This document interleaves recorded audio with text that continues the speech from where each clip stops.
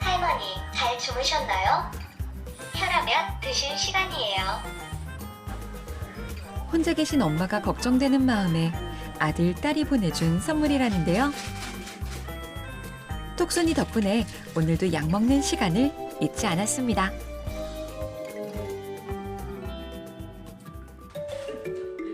몸집은 작아도 제 역할을 톡톡히 하는 톡순인데요. 가족들을 대신해 할머니에게 필요한 메시지를 시간 맞춰 전달합니다. 덕분에 가족들도 할머니의 건강에 대한 염려를 덜 수 있었습니다. 할머니, 혈압 건강 관리를 위해 조금 싱겁게 드세요. 아이 싱겁게 먹으면 맛이 없어요. 그냥 짭짤하게 먹으면 맛있지. 에휴 정말. 요즘 할머니는 함께 이야기를 나눌 말동무가 있다는 것만으로도 마음이 든든하답니다. 우리나라보다 먼저 고령화가 진행된 일본에서는 1999년 첫 반려로봇을 출시해 큰 화제를 모았습니다. 처음 시장의 예상보다 폭발적인 인기를 얻으며 반려로봇의 가능성을 보여주었죠. 이후 로봇은 단순히 인공지능이 아닌 사람과 감정을 교류하고 돌봄 역할까지 가능하도록 진화해 왔습니다. 일명 일라이자 효과로 나도 모르게 로봇을 하나의 생명체로 인식하게 되는 것이죠.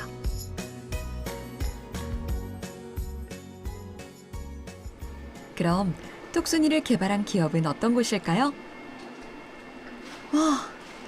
수많은 톡순이들이 집에 갈 준비를 하고 있는데요. 인공지능 기술을 이용해 사람의 움직임을 감지하고 생활 패턴 등을 모니터링하는 휴머노이드 로봇입니다. 가장 큰 특징은 비전 인식 기술을 통해서 사용자를 인식을 한다는 겁니다. 기존의 로봇들은 어떤 사용자가 와서 똑같은 명령을 하면 같은 반응을 보였는데 저희 로봇 같은 경우에는 이 사용자를 카메라로 인식을 해서 이 사람이 나의 주인이다 라고 인식을 하면 그에 맞춘 정보를 제공하거나 행동을 한다는 등 그러니까 실제로 사용자와 교감을 할 수 있는 로봇이라고 볼 수 있겠습니다. 무엇보다 매직 이모션 기술은 사람과의 커뮤니케이션에서 가장 중요한 아이 컨택 기능을 지원하고 있는데요. 여기에 다양한 제스처까지 완벽해 시니어 세대에 맞춤 로봇이 되고 있습니다. 시니어 케어 로봇을 만들기 위해서는 시니어에 대한 데이터가 먼저 취득을 하는 게 우선이라고 생각을 했고요. 그래서 노인정이나 요양보호시설, 거기서 일하시는 요양보호사분들과 대화를 통해서 노인들의 생활 습관이나 데이터들을 좀 수집을 했습니다. 걔를 알고리즘화 시켜서 저희 시니어 케어 돌봄 로봇에 탑재를 해서 노인분들이 좀 더 친밀하고 편안하게 느끼실 수 있도록 제작을 했습니다. 비대면 사회, 그리고 고령화 시대에서 디지털 헬스케어는 급격히 성장하고 있는데요. 단순히 건강관리의 개념을 넘어 정서적 유대를 통해 앞으로 미래 사회에서는 더욱 각광받을 것이라는 전망입니다. 유레카!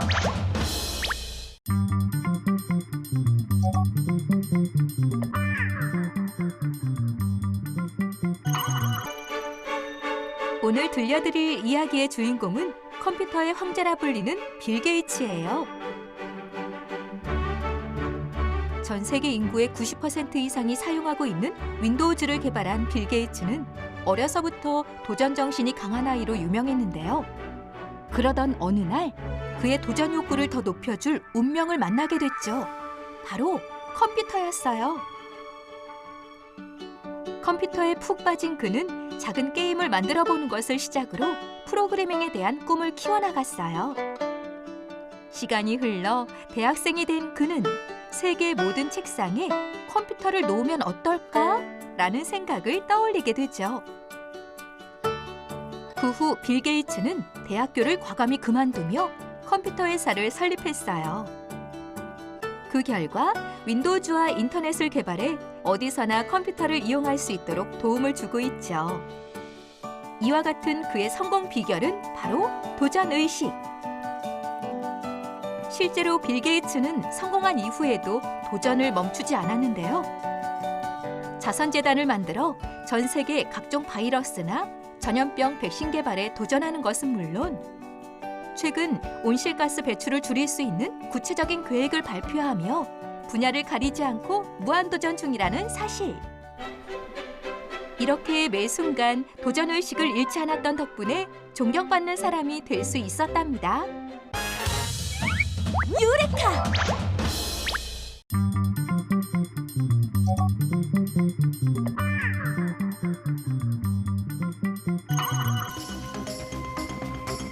무엇보다 사고 지점을 빠르고 정확하게 발견하는 것이 중요한데요. 로봇들은 사고 현장에 투입돼 현장의 여러 변수를 해결하고 사고 지점을 찾는 등 미션을 수행합니다. 레피드 준비됐어요? 네. 레피드 이제 투입. 로봇들은 저마다 맡은 역할이 다른데요. 가장 먼저 투입되는 로봇은 상황 파악 로봇 레피드입니다. 뚜밖에 보여도 안정적인 자동차 형태로 제작된 레피드 로봇은 기동성이 좋다는 특징이 있는데요.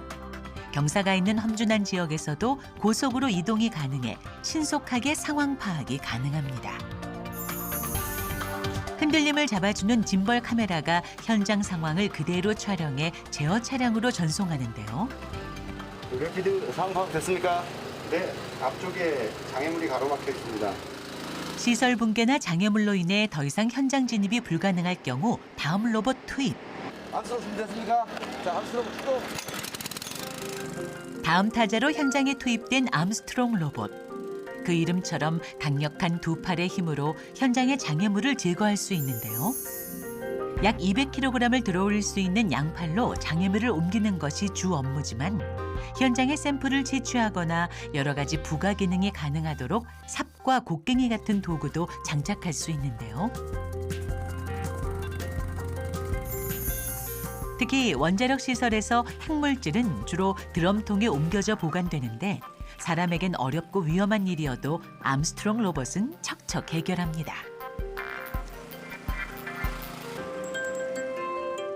마지막 주자는 작지만 알찬 기능을 가진 T램 로봇인데요. 본체 높이가 겨우 30cm에 불과한 소형 장갑차 형태의 로봇이지만 장애물을 넘으며 현장을 종횡무진 이동할 수 있습니다. 원자력 로봇은 극한의 상황에서도 안정성을 유지할 수 있도록 이중 구조로 되어 있는데요. 앞서 투입된 두 로봇과는 달리 T램은 작은 크기 덕분에 사고 지점에 보다 가까이 다가가서 원인을 파악할 수 있습니다. 사람이 들어가기 힘든 협소구역까지도 진입할 수 있도록 특화된 로봇인데요. 로봇에는 각종 센스가 부착돼 카메라, 열화상 정보 등의 정보를 외부로 송신합니다. 특히 원자력 시설은 배관에 문제가 생기면 방사능 물질이 흘러나올 수 있어 방사능 측정 센서가 중요한데요. T램이 사고 원인 지점을 찾아가는 동안 센서를 통해 얻은 데이터는 제어 차량으로 전송돼 실시간 모니터링이 가능합니다. 오늘 훈련에서는 로봇 3총사의 협동 작업으로 사고 원인 지점을 정확하게 찾아냈는데요. 연구원에선 매년 2회 이상 다양한 시나리오로 방사능 방제 훈련을 진행하고 있답니다. 유레카!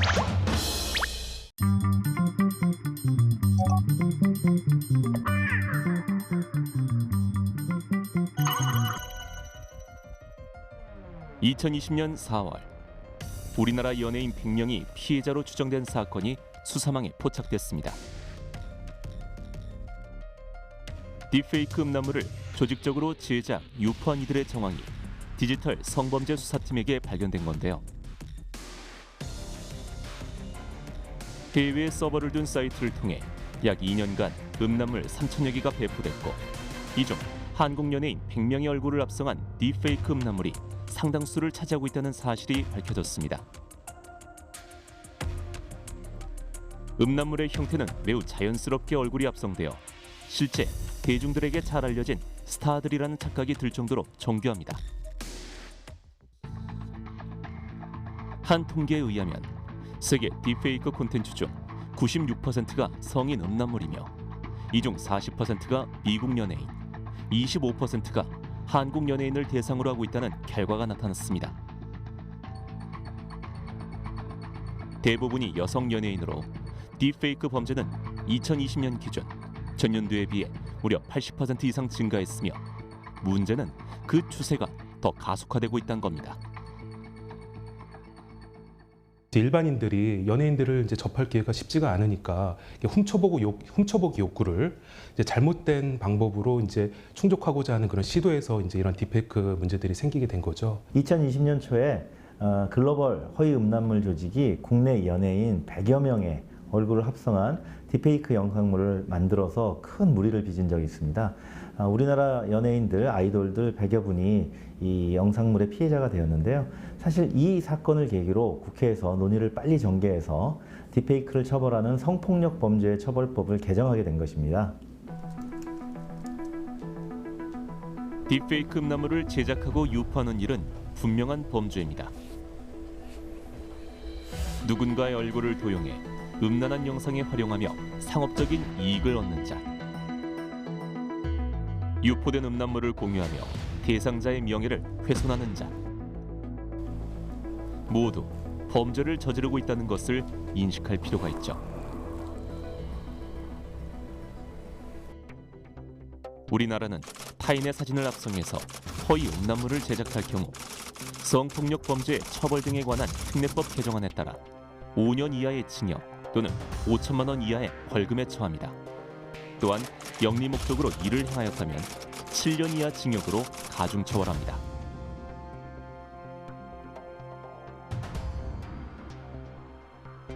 딥페이크 음란물을 만들거나 유포하는 행위를 신종 디지털 성범죄로 지정한 것으로 이와 같은 처벌은 2020년 6월 25일부터 시행되고 있습니다. 유레카!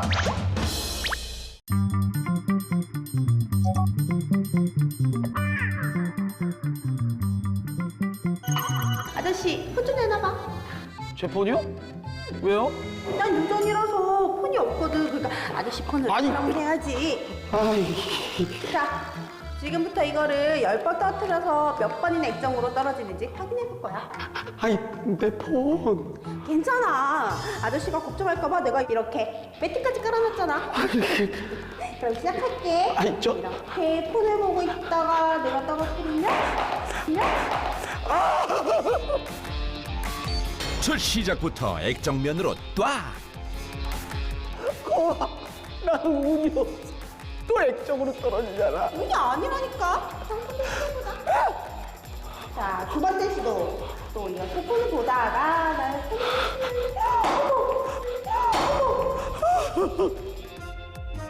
아니, 왜 자꾸 이렇게 떨어지지? 세 번째 시도. 자, 이 폰을 보다가 또 3, 2, 1. 다시 한번 떨어뜨려 보는데 하하 역시나. 그 후로 계속 시도해봤지만 놀라운 불운을 보여주며 계속 액정 쪽으로 쭉 무려 9번 연속으로 같은 쪽으로만 떨어졌다. 아, 잠깐만. 아니, 어떻게 이럴 수가 있지? 아니, 왜 계속 액정으로 떨어져? 잠깐만, 내가 해볼게요. 3, 2, 1. 직접 떨어뜨려봤지만 이번에도 액정 쪽이었다. 아, 진짜 운도 지지리도 없네, 진짜. 왜 계속 이렇게 떨어지는 거야? 운이 아니라니까. 이건 다 과학적인 이유가 있다고. 과학적인 이유? 지금부터 그 이유를 알려줄게. 예. 사실 이에 대해서 이미 연구하고 계신 분이 계셨어. 연구를 하신 분이 있어요? 영국의 물리학자 로버트 매튜스 박사님이라고 그분이 왜 액정적으로 떨어지는지에 대해서 그 원인을 밝히는 연구를 이미 하셨지. 아, 그래요? 연구에 따르면 폰은 액정 쪽으로 떨어질 확률이 더 높았는데요. 연구팀은 폰의 크기와 떨어지는 높이 등을 계산해 원인을 찾아냈습니다. 그 이유는 바로 자, 그럼 이게 아저씨의 폰이라고 치면 여기서 무게중심은 어디에 있을까? 아, 제가 볼 땐 말이죠. 무게중심은 여기가 아닐까 싶습니다. 그렇지. 그런데 우리가 폰을 볼 때는 어떻게 보지? 아, 제가 폰을 볼 때요. 이런 식으로 사용을 하죠. 보통 자판을 치기 위해 이렇게 폰의 아래쪽을 잡는 경우가 많은데요. 이 자세가 원인. 그래서 이렇게 폰을 치다가 떨어뜨리게 되면 폰이 반바퀴만 돌면서 액정 쪽으로 떨어지게 되는 거지. 즉 폰의 끝부분을 잡고 있을 땐 액정 쪽으로 떨어지기 쉬운 반면 무게 중심을 맞춰서 떨어뜨릴 땐 반대쪽으로 떨어질 확률이 높습니다. 실제로 폰의 중간 부분을 잡고 떨어뜨려 보니 뒷면으로 그대로 떨어지는데요. 아니 근데 휴대폰을 이렇게 무게 중심을 잡은 상태로 떨어뜨린다는 거는 좀 불가능하지 않아요? 그럼 확률적으로 어려운 거야. 그렇다면 액정면으로 떨어진 게 운이 나쁜 건 아니네요. 그래. 그러니까 아저씨도 희망을 가지라고. 유레카!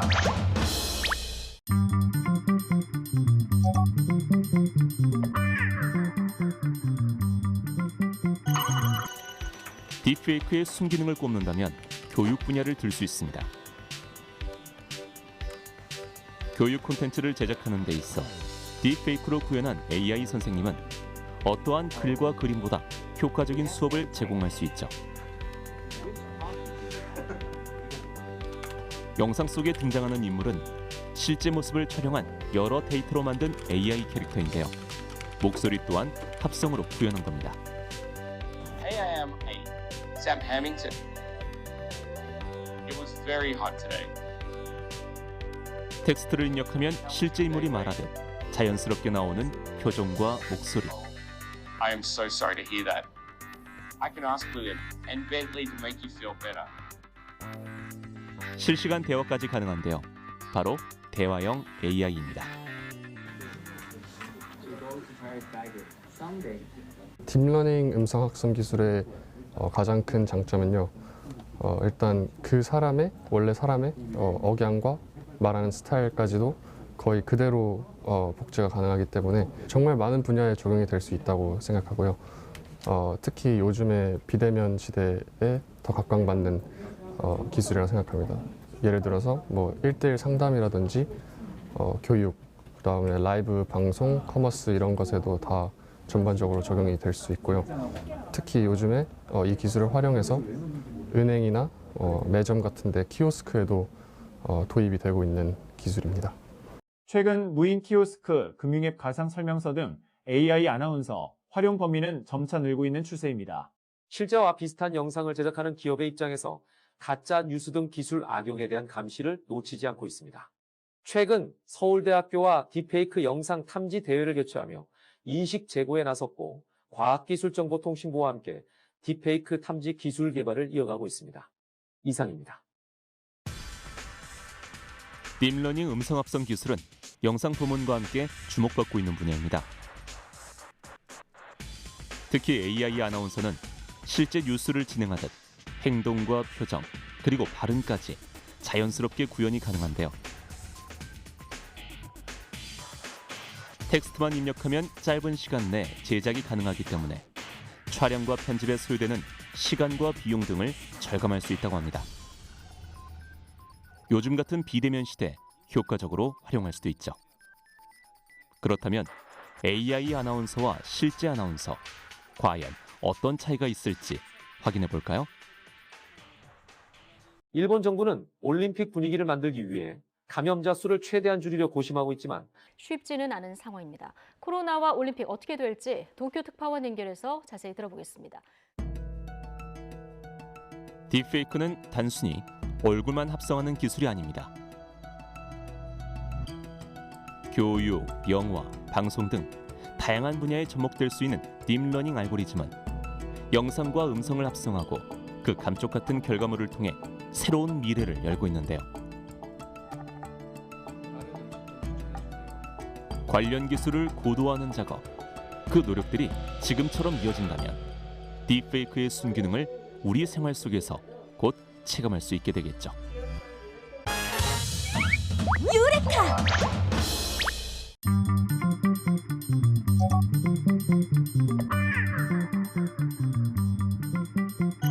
원자력 같은 시설 내에서 이런 이제 핵물질을 저장하는 시설이 있는데 그 시설 내에서 이런 점검하는 로봇은 사실은 국내도 그렇고 해외도 그렇고 거의 최초라고 봐야죠. 그래서인지 연구동의 모든 공간은 실험시설로 이루어져 있습니다. 그 원자력 발전소의 일부를 사고가 났을 때 로봇이 수행해야 될 환경을 이쪽에다 저희가 구축했습니다. 그래서 추락 위험이 높은 지역에도 로봇이 투입될 수 있도록 테스트 시설이 갖춰져 있는데요. 올라오시면은 이제 이 계단은 실제로 그 발전소 계단보다 훨씬 가파르고 좁습니다. 정 박사 연구팀이 개발한 원자력 로봇은 실제 발전소보다 가파르게 설치된 계단을 자유자재로 이동할 수 있습니다.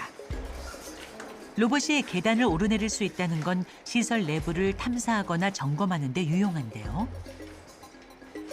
특이하게 생긴 바퀴 모양의 그 기술이 있습니다. 플리퍼라고 불러요, 플리퍼. 그래서 플리퍼가 이제 전후에 있는 그런 플리퍼 방식의 그 이동 로봇이라고 보면 되겠습니다. 그 트랙이 이렇게 모양이 변할 수 있기 때문에 가변형상, 무한궤도, 이동 메커니즘 뭐 그렇게 부를 수가 있겠습니다. 그러니까 좁기 때문에 저 간격을 정확하게 맞춰야 되거든요. 그 실내에서 어떤 방사선 물질을 취급하다가 그게 이제 뭐 떨어뜨려서 깨지거나 하면서 방사선이 발생을 하면 그 주변에 또 작업자들이 대피하게 되면 더 이상 내부 상황을 확인하는 데는 한계가 있습니다. 그럴 때 이 로봇이 내부로 들어가서 이제 상세한 내부 상황을 이제 살펴보면서 파악할 수 있는데 큰 도움을 줄 수가 있습니다. 아, 얘가 계속 돌아가고. 네, 이게 360도로 이제 장애물을 다 이제 장애물 거리를 파악할 수 있는 센서. 그리고 방사선 센서가 달려 있습니다. 이 방사선이 높은지 낮은지 상황 파악을 먼저 해주고 방사선 맵을 만들어 줄 수가 있습니다. 그렇게 하면은 적합하게 대처를 할 수가 있죠. 뿐만 아니라 카메라도 종류별로 탑재되어 있는데요. 이게 가시 영상 카메라고 이게 적외선 카메라가 되겠습니다. 우리가 일반적으로 볼 수 있는 가시 영상 카메라 외에도 온도를 감지하는 적외선 카메라가 사람이나 열을 발생하는 물체를 파악합니다. 이거는 그 동시에 360도 전방향 앞과 뒤 옆쪽을 다 볼 수 있기 때문에 좀 굉장히 좀 유용하게 사용할 수 있죠. 이렇게 다양한 센서가 있어 어두운 곳에서도 잘 작동할 수 있는데요. 저 사다리하고 저 벽 사이의 거리가 한 80cm 정도 되거든요. 로봇은 지금 70cm 정도 되고 간격 텀이 한 좌우로 5cm 정도밖에 안 되거든요. 원전 사고 시 현장으로 사람이 진입할 수 없기에 원격으로 로봇을 조종해야 하는데요. 최대한 변수를 줄일 수 있도록 다양한 환경에서 더 많은 훈련이 필요합니다. 유레카!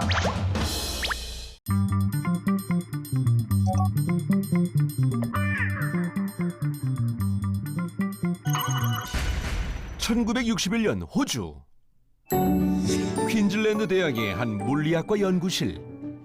커피나 마셔야겠다. 커피잔을 꺼내다 발견한 물건.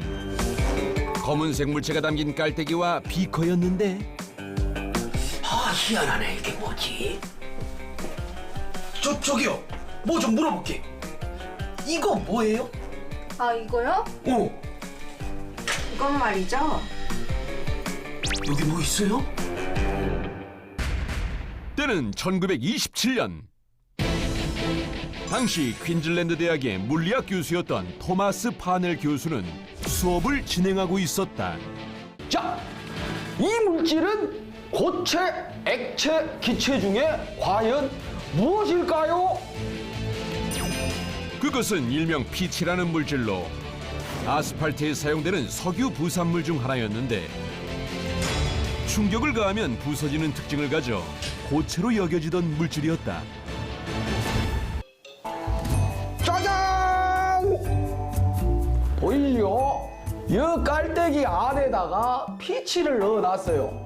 요게 몇 방울이 떨어지는가에 따라서 이 피치가 상온에서 아주 천천히 흐르는 액체라는 사실을 증명할 수 있게 된다 이 말이야.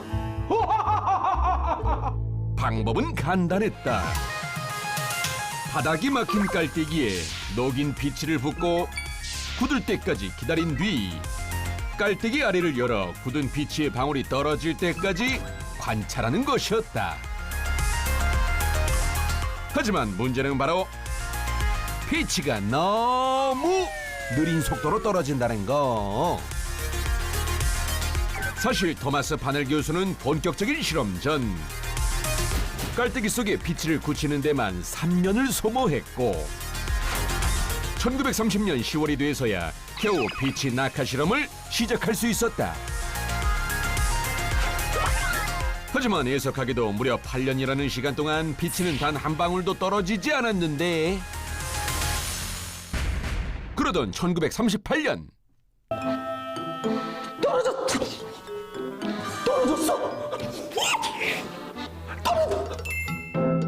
드디어 그렇게 염원하던 첫 번째 방울이 떨어졌다. 파넬 교수는 매우 기뻐했지만 다음 결과를 얻기 위해선 또 기다려야 했는데 두 번째 방울이 떨어진 건 그로부터 9년 후. 실험 진행이 느려 유의미한 결과를 얻지 못하고 계속 기록만 남기던 파넬 교수는 결국 세 번째 방울이 떨어지기 전에 사망하고 말았다. 그 후 그의 실험 도구와 기록 자료는 물리학과 연구실 구석에서 존 메인스톤 교수가 발견할 때까지 방치되어 있었던 것. 뭐야? 이런 실험이 있었어? 이 실험은 계속되어야만 해. 메인스톤 교수는 실험을 계속 진행하기로 했고 마침내 1984년 연구 결과가 발표됐다. 자, 그동안 떨어진 속도를 토대로 계산을 해보니 피치는 말입니다. 물보다는 200억 배, 그리고 꿀보다는 200만 배나 점성이 높은 액체로 밝혀졌습니다. 아이러니한 것은 1927년부터 2014년까지 총 9방울이 떨어질 동안 피치가 떨어지는 순간을 담당 연구자들 그 누구도 목격한 적이 없다는 것. 피치 낙하 실험은 93년간 진행되며 가장 오래 진행된 실험으로 기네스북에 기록됐는데 이 실험은 지금 이 순간에도 계속되고 있으며 떨어지는 순간을 놓치지 않기 위해 대학교 사이트에서 24시간 생중계되고 있다.